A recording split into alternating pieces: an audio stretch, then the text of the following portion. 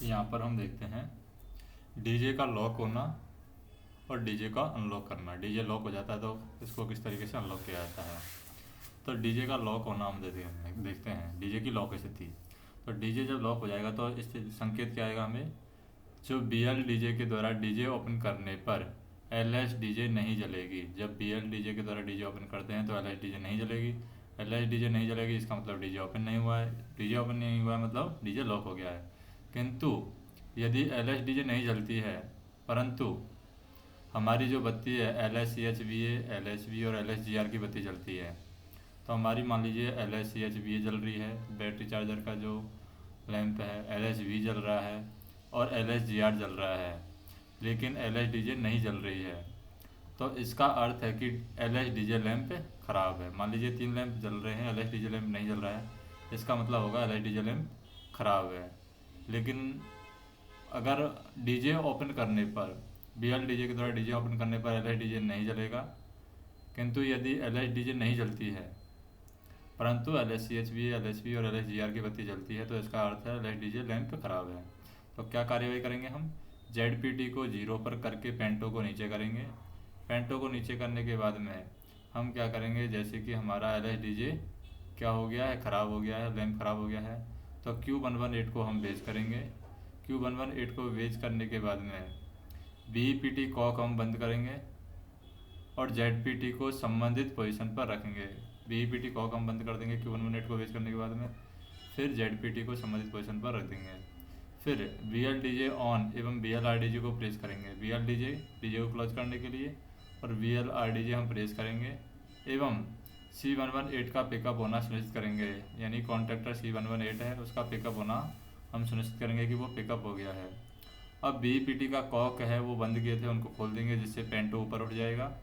अब L H C X B A के बुझने पर B L R D J छोड़ देंगे। जैसे हमने B L R D J यहाँ पर प्रेस किया था, जैसे ही हमारा L H C H B A बुझ जाएगा तो हम B L R D J को छोड़ देते हैं। और नेक्स्ट क्वेश्चन हम देखते हैं। नेक्स्ट क्वेश्चन क्या है, Q44 बेज संबंधी सावधानियों का पालन करें। अगर हमने Q44 को बेच किया है तो Q44 को बेच करने से संबंधित सावधानियों का भी हमें पालन करना है। अब मान लीजिए हम डीजे लॉक हो गया, उसको अनलॉक करना है। तो डीजे अनलॉक करने की क्या प्रोसेस है, डीजे अनलॉक करने की प्रोसेस है कि ER का प्रेशर है 10 kg पर सेंटीमीटर स्क्वायर तक बना लें। जो ER का प्रेशर है वो 10 kg पर सेंटीमीटर स्क्वायर बना लेना है। HVA को 0 पर कर देना है, यानी बैटरी की सप्लाई को बंद कर देना है तथा लॉकों को हमें ग्राउंड कर देना है। फिर क्या करना है, STC में जाना है। STC में जा कर के RDJ के ड्रेन कॉक द्वारा पूरा प्रेशर ड्रेन करेंगे। तो STC में जो RDJ का जो ड्रेन कॉक है, तो RDJ का ड्रेन कॉक है उसको पूरा प्रेशर है ड्रेन करेंगे और जे बॉक्स का कवर हटाएंगे। तो जे बॉक्स पर जो कवर लगा हुआ है, STC में जाकर के जे बॉक्स पर जो कवर लगा हुआ है उसको हम हटाएंगे। फिर डीजे सर्वो मोटर का पिस्टन देखेंगे। यदि पिस्टन बाहर निकला हुआ है तो डीजे ओपन है। अगर हमारा पिस्टन बाहर निकला हुआ तो डीजे ओपन है। यदि डीजे लॉक अवस्था में है तो 32 mm के स्पैनर से पिस्टन को 2-3 बार आगे पीछे करके निकली हुई अवस्था में रखेंगे। अगर हमारा डीजे लॉक अवस्था में है तो 32 mm का एक स्पैनर होगा। 32 mm के स्पैनर से पिस्टन को 2-3 बार आगे पीछे करके निकली हुई अवस्था में रखेंगे।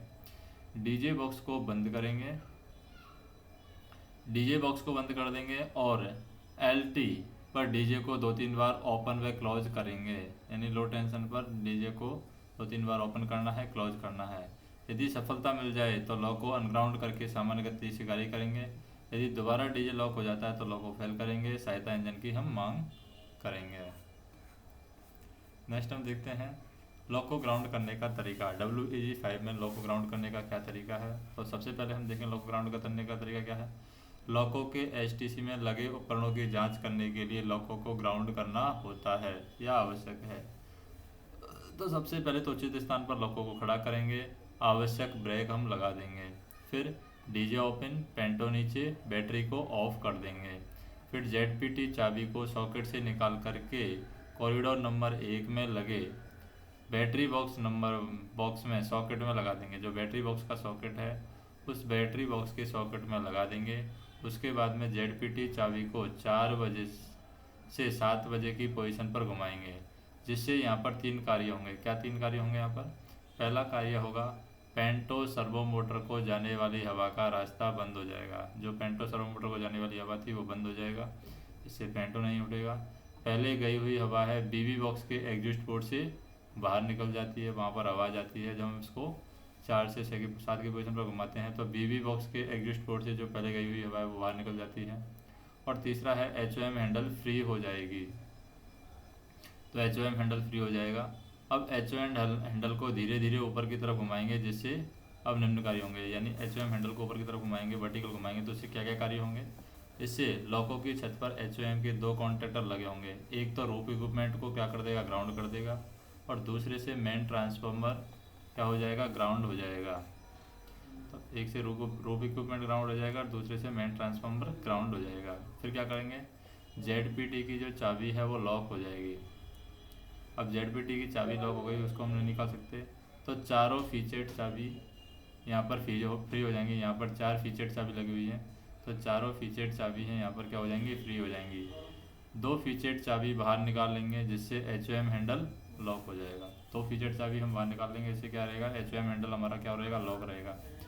फीचर्ड चाबी से STC का दरवाज़ा खोल करके अंदर जाएंगे और एक फीचर्ड चाबी अपने पास रखेंगे। आवश्यक जांच करने के बाद लॉकों को वापस अनग्राउंड करेंगे। नेक्स्ट हम देखें, नेक्स्ट है हमारे पास में बैटरी चार्जर पर टिप्पणी लिखी है। बैटरी चार्जर क्या है? बैटरी चार्जर पर टिप्पणी हमसे पूछी है। तो बैटरी चार्जर पर टिप्पणी, तो बैटरी चार्जर पर टिप्पणी कैसे लिखेंगे? लोकोमोटिव पर लगी बैटरियों को चार्ज करता है। तो लोकोमोटिव है, बैटरी चार्जर क्या करता है? लोकोमोटिव पर जो बैटरी लगी हुई है, तो लोकोमोटिव पर लगी बैटरियों को ये चार्ज करता है बैटरी चार्जर। कंट्रोल सर्किट को 110 वोल्ट DC सप्लाई ये देता है। किसको देता है? कंट्रोल सर्किट को। तो कंट्रोल सर्किट को 110 वोल्ट DC सप्लाई देता है। इसका कार्य क्या है? बैटरी चार्जर को आर्नो के U और V फेज से 380 volt single phase AC supply मिलती है। तो बैटरी चार्जर को सप्लाई कहाँ से मिलती है? 380 वोल्ट AC सप्लाई इसको आर्नो के U और V फेज से मिलती है। बैटरी चार्जर को कार्य करने के लिए स्विच SCHBA 1 पोजीशन पर होना चाहिए। जो हमारा स्विच है SCHBA ये किस पोजीशन पर होना चाहिए? ये कार्य करने के लिए SCHBA स्विच हमारा 1 पोजीशन पर होना चाहिए। अब बात करते हैं आर्नो से मिलने वाली यह 380 वोल्ट AC सप्लाई क्या करेगी? आर्नो से मिलने वाली यह 380 वोल्टेज की AC सप्लाई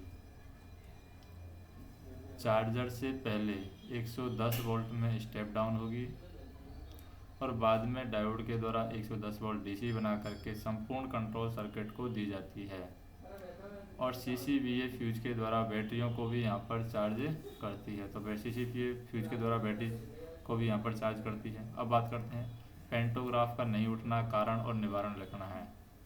तो पेंटोग्राफ नहीं उठ रहा है तो उसका कारण और निवारण क्या हो सकता है? सबसे पहले हमें देखना पेंटोग्राफ नहीं उठ रहा है तो CCBA और CCPT फ्यूज का सही होना चेक करेंगे कि पेंटोग्राफ का फ्यूज सही है क्या, बैटरी का फ्यूज सही है क्या। CCBA और CCPT फ्यूज चेक करेंगे। ER का प्रेशर 6.5 kg/cm² से अधिक होना चाहिए, ER का प्रेशर चेक करेंगे। VEPT आइसोलेटिंग कॉक का खुला होना चेक करेंगे। VEPT बल्ब के ऊपर लगे तार का सही जुड़ा होना चेक करेंगे। VEPT बल्ब के ऊपर जो लगा हुआ तार है वो सही तरीके से जुड़ा हुआ है।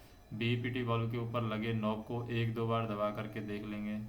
फिर सफलता नहीं मिलती है तो दूसरा पेंटोग्राफ उठा करके कार्य कर सकते हैं। अब बात करते हैं पेंटोग्राफ को उठाना। पेंटोग्राफ को किस तरीके से उठाया जाता है? पेंटोग्राफ को उठाने के लिए हमें बैटरी HVA को 1 पर रखना है। HVA को 1 पर रखने के बाद बैटरी वोल्टेज 85 वोल्ट होना चाहिए। ER का प्रेशर 6.5 kg/cm² होना चाहिए। वर्किंग कैम में BL चाबी अनलॉक करें। LSDJ की जलना सुनिश्चित करेंगे। जैसे BL चाबी को ऑन कर अनलॉक करेंगे LSDJ का जलना सुनिश्चित कर लेंगे। ZPT को 1 या 2 पोजीशन पर घुमाएंगे, जिससे VEPT बल्ब एनर्जाइज हो जाएगा और उसकी अकॉर्डिंग में पेंटोग्राफ हमारा उठ जाता है, जो भी पेंटोग्राफ हमें उठाना है। अब बात करते हैं ट्रैक्शन मोटर पर टिप्पणी लिखिए। ट्रैक्शन मोटर क्या है? तो ट्रैक्शन मोटर पर टिप्पणी हमें लिखनी है। तो ट्रैक्शन मोटर की बात करें, WAG5 लॉकों में प्रत्येक एक्सल पर एक कुल 6 DC सीरीज मोटर लगाई गई हैं WAG5 के अंदर। जो कि विद्युत ऊर्जा को यांत्रिक ऊर्जा में बदलती हैं। तो जो ट्रैक्शन मोटर हैं WAG5 में लगाई गई हैं, ये क्या काम करती हैं, ये विद्युत ऊर्जा को यांत्रिक ऊर्जा में बदलती है। ट्रैक्शन मोटर को व्हील एक्सल के साथ कपल किया गया है। तो ट्रैक्शन मोटर को किसके साथ कपल किया गया है, ट्रैक्शन मोटर को व्हील एक्सल के साथ में कपल किया गया है, व्हील एक्सल के साथ में। तो ट्रैक्शन मोटर को व्हील एक्सल के साथ कपल किया गया है। ट्रैक्शन मोटर के आर्मेचर पर लगा गियर पिनियन कहलाता है। ट्रैक्शन मोटर के आर्मेचर पर लगा गियर है वो क्या कहलाता है, ट्रैक्शन मोटर के आर्मेचर पर लगा गियर है वो पिनियन कहलाता है। व्हील एक्सल, ट्रैक्शन मोटर के आर्मेचर पर लगा गियर है वो ट्रैक्शन मोटर के आर्मेचर पर लगा गियर है वो क्या कहलाता है, पिनियन कहलाता है। उसके बाद में व्हील एक्सल पर लगे गियर को हम कहते हैं वुल गियर। जो व्हील एक्सल पर गियर लगा रहता है उसे वुल गियर कहते हैं। ट्रैक्शन मोटर के आर्मेचर पर लगा गियर है वो पिनियन कहलाता है। और ट्रैक्शन मोटर को यांत्रिक ऊर्जा से गति ऊर्जा में बदल करके लोको को चलाया जाएगा। एसी लोकोमोटिव दो तरह की ट्रैक्शन मोटर होती हैं, एक तो टाउ की मोटर होती है, एक हिटाची की मोटर होती है। टाउ की मोटर होती है उसका हॉर्स पावर होता है 770 और हिटाची की जो मोटर होती है उसका हॉर्स पावर होता है 840। अब बात करते हैं सेफ्टी फिटिंग क्या है, सेफ्टी डिवाइसेज क्या हैं और सेफ्टी आइटम क्या हैं। तो सेफ्टी फिटिंग की बात करते हैं। फिटिंग में आ जाता है हमारा cattle guard, rail guard. Cattle guard, rail guard के बाद में हमारे क्या आ जाते हैं, ये तो हो गए दो गार्ड। उसके बाद में आता है CVC कपलिंग, तो दो गार्ड हो गए। फिर कपलिंग पिन पिन बात कर लेते हैं। CVC लॉकिंग पिन है, ब्रेक असेंबली हैंगर पिन है, नॉल सस्पेंशन पैड पिन है। तो ये 3 पिन है और एक सेफ्टी चेन। और ब्रैकेट की बात करते हैं तो सेफ्टी ब्रैकेट है। सेफ्टी ब्रैकेट के बाद में हेलिकल स्प्रिंग है और गियर केस बोल्ट है, टाई बोल्ट है, सेफ्टी चेन है। तो सेफ्टी ब्रैकेट, सेफ्टी चेन, तो दो सेफ्टी हो जाते हैं safety related, safety bracket, safety chain है, ये सेफ्टी फिटिंग हो गया। और नॉल सस्पेंशन पिन है, गियर केस बोल्ट है, बोल्ट में हम देखें गियर केस बोल्ट है, बफर एंड तथा बोल्ट है, ब्रेक पुल रोड है और हेलिकल स्प्रिंग है। उसके बाद में देखते हैं सेफ्टी डिवाइसेज।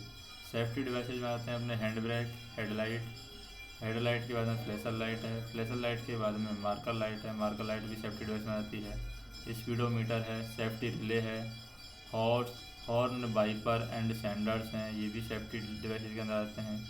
जो फ्यूज हैं वो भी सेफ्टी डिवाइसेज के अंदर आ जाते हैं। पायलट लैंप है, पायलट लैंप सेफ्टी डिवाइसेज के अंदर आते हैं। वजर है, एयर फ्लो इंडिकेटर है, ये सेफ्टी डिवाइसेज के अंदर आते हैं। सेफ्टी आइटम की बात करें, सेफ्टी आइटम आ जाता है earthing pole and cable. Earthing pole एवं केबल है, ये सेफ्टी आइटम के अंदर आता है, अर्थिंग पोल एवं केबल। फील्ड टेलीफोन है, फील्ड टेलीफोन हमारा सेफ्टी आइटम के अंदर आता है। क्या है, फील्ड टेलीफोन, फील्ड टेलीफोन है हमारा सेफ्टी आइटम के अंदर आ जाता है। फिर है अग्निशामक यंत्र। अग्निशामक यंत्र है, ये हमारा सेफ्टी आइटम के अंदर आ जाता है। कौन सा यंत्र है, अग्निशामक यंत्र। तो अग्निशामक यंत्र है सेफ्टी आइटम के अंदर आ जाता है। पटाखे एवं फ्यूज हैं, ये भी सेफ्टी आइटम के अंदर आता है। CD है, ये भी सेफ्टी आइटम के अंदर आते हैं। लकड़ी के गुटके हैं, स्पेयर कपलिंग एवं हॉर्स पाइप है। स्पेयर जो फ्यूजेज हैं वो भी हमारे सेफ्टी आइटम के अंदर आ जाते हैं। नेक्स्ट देखते हैं हम, ये यहाँ पर है ऑक्सिलरी मशीन। कौन कौन सी ऑक्सिलरी मशीन है, उनके स्थान क्या हैं, उनकी स्विच क्या है और उनकी लोकेशन क्या है। तो सबसे पहले हम देखते हैं MPH। MPH है हमारी HTC में लगी हुई है। MPH HTC में लगी हुई है। 4.3 इसका HP है, HPH इसका स्विच है, QPH इसकी रिले है और ये TFWR के तेल को ठंडा करना इसका काम है। तो MPH का क्या काम है, ट्रांसफार्मर के तेल को ठंडा करना, MPH। दूसरी है MBSL1 एंड MBSL2, ये भी दोनों HTC में लगी हैं, MBSL1 MBSL2। इनके स्विच हैं HVSL1 HVSL2। Horse power motor कितने की है, 3.0 की है। इनकी रिले है QVSL1 QVSL2 और SL को ठंडा करना इनका काम है। MBSL2 का SL2 को ठंडा करना काम है। फिर होती है MBSI1 MBSI2। MBSI1 MBSI2 है, ये भी HTC में लगी हुई है। 2.7 इनका हॉर्स पावर है। HVSI1 इनका स्विच है, QVSI1 इनकी रिले हैं। इसी तरीके से MBSI2 का HBSI2 स्विच है और QBSI2 इनका रिले है। RSI को ठंडा करना और RSI2 को ठंडा करना। फिर है MCP1, MCP2 और MCP3, ये तीनों कंप्रेसर है। ये कैम बर्न के पीछे लगे हुए हैं। MCP1, MCP2, MCP3 कहाँ पर लगे हुए हैं? तीनों कंप्रेसर कैम बर्न के पीछे लगे हुए हैं और 12.6 हॉर्स पावर के ये कैपेसिटी है इनकी। SCP1, SCP2, SCP3 इनका स्विच है और इनका जो रिले है वो है VLCP। और MCP1 है कंप्रेसर 1 C0101 है, कंप्रेसर की हवा बनाना काम है। इसी तरीके MCP2 है C102 है। इसी तरीके C103 है, इसका C103 क्या है? कॉन्ट्रैक्टर है। तो ये क्या है? हमारा कॉन्ट्रैक्टर है। उसके बाद में हम बात करते हैं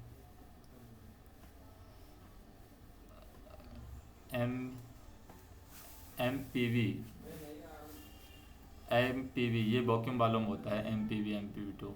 तो वॉक्यूम वाल्व में MPV1, MPV2, ये ZPV1, ZPV2 PV स्विच है, ये BLPV हो गया।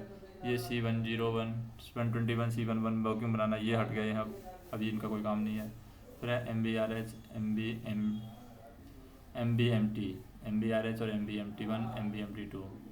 तो MBRH है हमारा, ये हमारा HTC में ही है। MBRH कहाँ पर है? HTC में।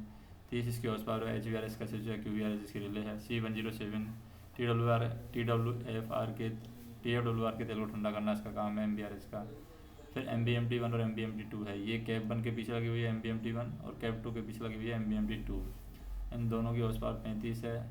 MBMT1 का स्विच HBMT1 है, MBMT2 का स्विच है HBMT2 और MBMT1 की रिले है QBMT1, MBMT2 की रिले है QBMT2। और इनकी जो रिले हम बात करें, कॉन्ट्रैक्टर की बात कर रहे हैं, तो MBMT1 है C105 है, MBMT2 के लिए C106 है। MBMT1 C105 के लिए क्या होता है? ट्रैक्शन मोटर 1, 2, 3 को ठंडा करना इसका काम है। MBMT1 का काम है ट्रैक्शन मोटर 1, 2, 3 को ठंडा करना। MBMT2 का काम है ट्रैक्शन मोटर 4, 5, 6 को ठंडा करना। ट्रैक्शन मोटर 4, 5, 6 को ठंडा करना काम है। MBMT1 है ट्रैक्शन मोटर 1, 2, 3 को ठंडा करना इनका काम है। नेक्स्ट हम देखें फेल होने पर क्या करेंगे हम। मान लीजिए MBMT1 फेल हो गया है, तो MBMT1 के लिए हमारा क्या है? कॉन्ट्रैक्टर होता है 1C107। तो हम कह सकते हैं MBMT1 फेल हो गया, ट्रैक्शन मोटर 1, 2, 3 को ठंडा करना इसका काम था। तो संकेत क्या होगा? VLVMT क्लोज करने पर 10.6 सेकंड के बाद में डीजे ट्रिप होगा। जैसे ही VLVMT ऑन करेंगे तो 10.6 सेकंड के बाद में डीजे ट्रिप होगा। तो निवारण कैसे करेंगे? HVMT1 को 0 पर रखें, तो उससे क्या होगा? C105 ओपन पोजीशन में है, तो HVMT1 को जैसे 0 पर रखेंगे C105 ओपन पोजीशन हो जाएगा। संबंधित हम ट्रैक्शन मोटर 1, 2, 3 यहाँ पर आइसोलेट हो जाएंगी। HVSI और HVSL1 को भी 0 पर रखेंगे। यदि लोड और रोड परमिट करता है तो शेष 3 ट्रैक्शन मोटर के साथ पूरा करंट दे करके गाड़ी कार्य करेंगे, सेक्शन क्लियर करके TLC को सूचित करेंगे। मान लीजिए MBMT2 फेल हो गया है, तो क्या करेंगे? तो संकेत यहाँ पर क्या मिलेगा? VLVMT क्लोज करने के 15.6 सेकंड के बाद में डीजे ट्रिप होगा। जैसे VLVMT ऑन करेंगे तो VLVMT ऑन करने के 15.6 सेकंड के बाद में डीजे ट्रिप होगा।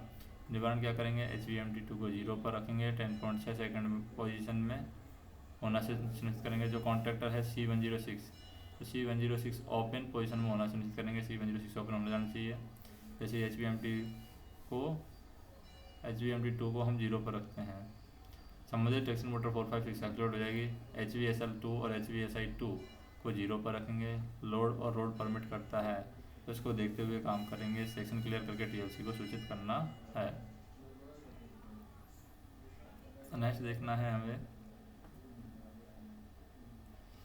नेक्स्ट क्या है? QoA का टारगेट करने के साथ डीजे ट्रिप होना। मान लीजिए QoA का टारगेट करता है, उसके साथ ही डीजे ट्रिप हो रहा है, तो क्या करेंगे? QoA का टारगेट करने पर सर्वप्रथम ऑक्सिलरी पावर सर्किट, तो ऑक्सिलरी पावर सर्किट कौन सा है? QoA का टारगेट करने पर ऑक्सिलरी पावर सर्किट आर्नो ऑक्सिलरी है, कैव हीटर है, कैव फैन है, बैटरी आदि हम चेक करना है। सबसे पहले ऑक्सिलरी पावर सर्किट हमें चेक करना है। जैसे QoA का टारगेट करेगा, जैसे ऑक्सिलरी पावर सर्किट में आ जाता है हमारा arno auxiliary, cab heater, cab fan, battery आदि चेक करें। असामान्यता पाए जाने पर उसे आइसोलेट करेंगे और सामान्य रहने पर रीसेट करेंगे। टारगेट दोबारा गिरने पर यदि डीजे क्लोज करते ही गिरता है तो एक एक करके MPH, MBSL1, MBSL2, MBSI1, MBSI2 isolate करके देखेंगे। जिस ऑक्सिलरी को आइसोलेट करने पर टारगेट बंद हो जाता है उसे आइसोलेट रख करके सावधानीपूर्वक गाड़ी खड़ी करेंगे। यदि टारगेट गिरना बंद नहीं होता है तो HQOA को 0 पर रखेंगे। HQOA को टारगेट HQOA है उसको ही हम 0 पर रखेंगे और सावधानीपूर्वक आगे कार्य करेंगे। डीजे क्लोज करने की शर्तें पूरा होना। डीजे क्लोज करने की शर्तें क्या हैं? बैटरी वोल्टेज 85 वोल्ट होना चाहिए। ER प्रेशर 6.5 kg/cm² से अधिक होना चाहिए। CCVA, CCPT, CCDJ फ्यूज सही होना चाहिए। PT का फ्यूज, बैटरी का फ्यूज और डीजे का फ्यूज सही होना चाहिए। Q118, C45 और Q118, Q45, Q46 relay energise होनी चाहिए। 45, 44 और Q118 एनर्जाइज होनी चाहिए। C118 कॉन्टैक्टर है क्लोज होना चाहिए और EFDJ और MTDJ कॉइल एनर्जाइज होनी चाहिए। नेक्स्ट हम देखते हैं यहाँ पर एयर ड्रायर या फिल्टर यूनिट पर टिप्पणी हमें लिखनी है। एयर ड्रायर या फिल्टर यूनिट क्या होती है? तो एयर ड्रायर या फिल्टर यूनिट की बात करें, यह एक मॉडिफिकेशन है लोकोमोटिव के ब्रेक सिस्टम में जाने वाली हवा में नमी या धूल के कण होने के कारण सिस्टम में खराबी हो सकती है। इसके लिए इसी लोकोमोटिव में एयर ड्रायर यूनिट या फिल्टर यूनिट लगाया गया है। यह लोको के अंडर ट्रैक में लगा है तथा इसे MR2 और MR3 के बीच में जोड़ा गया है। जो एयर ड्रायर यूनिट है इसको MR2 और MR3 के बीच में जोड़ा गया है। इसके इनकमिंग तथा आउटगोइंग पोर्ट पाइप पर 2 कॉक लगे हुए हैं। जो एयर ड्रायर यूनिट है इसके इनकमिंग और आउटगोइंग जो पाइप है उस पर 2 कॉक लगे हैं जो हरे रंग के हैं, जिसे सर्विस कॉक कहते हैं। एक क्रॉसओवर पाइप के द्वारा एयर ड्रायर यूनिट को बाईपास किया जाता है जिस पर लाल रंग का सी कॉक लगा है। एयर ड्रायर यूनिट के काम करने के लिए A और B कॉक खुले तथा C कॉक का बंद होना जरूरी है तथा 110 वोल्ट कंट्रोल सप्लाई भी CCAD फ्यूज और HAD स्विच के द्वारा इसको मिलती है। CCAD फ्यूज एयर ड्रायर का फ्यूज है और HAD है इसका स्विच है। तो 110 वोल्ट की जो कंट्रोल सप्लाई है CCAD और HAD स्विच के द्वारा इसको मिलती है।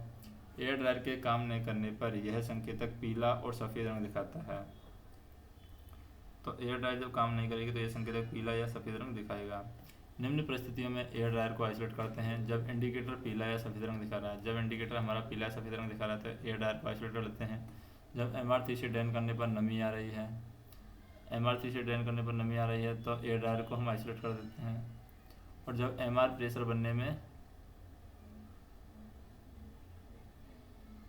क्या लग रहा है, समय लग रहा है, या एयर प्रेशर का बनने में, जब MR का प्रेशर बनने में समस्या हो, एयर का प्रेशर बनने में अगर समस्या है तब भी हम एयर ड्रायर यूनिट को आइसोलेट कर सकते हैं। नेक्स्ट हम देखें, जैसे पेंटोग्राफ के उलझने के कारण क्या हो सकते हैं।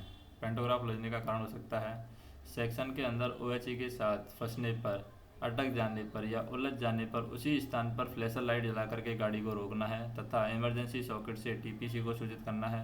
आगे की कार्रवाई TLC के निर्देश के अनुसार करनी है। कारण क्या है उलझने का कारण? OHE का तार या फिर कैटेनरी वायर है या कॉन्टैक्ट वायर का टूट जाना, OHE का इंसुलेटर टूट जाना, स्टिकर आउट हो जाना, टर्न आउट क्रॉसओवर OHE का बराबर नहीं होना, स्टेडी आर्म का टूट कर लटक जाना, बाहरी कारण से OHE पर रस्सी लटकना, OHE का कोई ड्रॉपर टूट करके लटकना, सेक्शन पर रनर का बराबर नहीं होना, पेंटो पेन ब्रेक न होना, पेंटो पेन है ब्रोकन न होना, प्लंजर के पिन का न होना, ये कारण हो सकते हैं। अब बात करते हैं आर्नो कन्वर्टर पर टिप्पणी। आर्नो कन्वर्टर पर टिप्पणी क्या है? आर्नो कन्वर्टर पर टिप्पणी है WAG5 लोको में लगी सभी ऑक्सिलरी 3 फेज AC में काम करती हैं। और WAG5 लोको में लगी सभी ऑक्सिलरी हैं वो 3 फेज AC इसमें काम करती हैं, 3 फेज AC में काम करती है। अतः सिंगल फेज से 3 फेज AC बनाने के लिए लोकोमोटिव में आर्नो कन्वर्टर लगाया गया है जो सिंगल फेज को 3 फेज में बदलता है। तो सिंगल फेज को 3 फेज में बदलने के लिए AC बनाने के लिए लोकोमोटिव में आर्नो कन्वर्टर लगाया है। यह कन्वर्टर कैब नंबर 2 के पीछे कॉरिडोर नंबर 2 की तरफ लगा है। तो आर्नो कन्वर्टर कहाँ लगा है? कैब नंबर 2 के पीछे कॉरिडोर नंबर 2 में लगा है, कॉरिडोर नंबर 2 की तरफ लगा है कैब नंबर 2 के पीछे।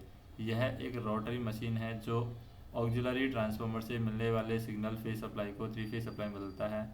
आर्नो converter single phase AC induction motor के सिद्धांत पर काम करता है, अर्थात यह सेल्फ स्टार्ट नहीं है। इसको स्टार्ट करने के लिए डीजे क्लोज करते समय स्टार्टिंग फेज देना जरूरी है, जिसके लिए कॉन्टैक्टर C118 तथा R118 लगाया गया है। आर्नो के स्टार्टिंग फेज मिलते समय उस पर कुछ लोड देना जरूरी है, इसलिए यहाँ पर 5 ऑक्सिलरी सीधे आर्नो के साथ स्टार्ट होती हैं, बाकी 6 ऑक्सिलरी हैं कॉन्टैक्टर के साथ चलती हैं, जिसे आवश्यकता के अनुसार VL स्विच के द्वारा नियंत्रित कर सकते हैं। आर्नो की सुरक्षा के लिए QCVR लगाया गया है, जो आर्नो के द्वारा स्वयं 115 से 160 वोल्ट बनाने पर पिकअप हो जाता है और स्टार्टिंग फेज को ओपन कर देता है। इसके अतिरिक्त आर्नो में कोई खराबी आने पर QCVR डीएनर्जाइज हो जाता है और डीजे ट्रिप कर देता है।